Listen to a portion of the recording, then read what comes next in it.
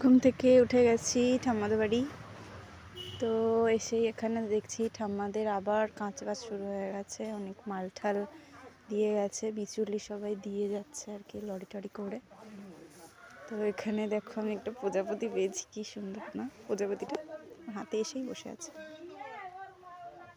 ওকে নিয়ে অনেকক্ষণ বসেছিলাম, ভালো লাগে প্রজাপতি জিনিসটা। এখানে দাদু কাজ বাজও শুরু করে দিয়েছে, বিচুলি দিয়ে যাওয়ার পরে কাটাকাটির কাজও শুরু করে দিয়েছে। ভীষণ খাটনির কাজ, দুজনে মিলে টুকটুক করে করে। এখানে আমার ঠাম্মা রান্না করে দিচ্ছে, একটু হেল্প করে দিচ্ছে ঠাম্মাকে। রান্না বান্না কমপ্লিট হয়ে গেছে, এখন আমরা খেতে বসেছি। এটা হচ্ছে কলমি শাক আর এটা শিম চচ্চড়ি দিয়ে ভাত খাচ্ছি।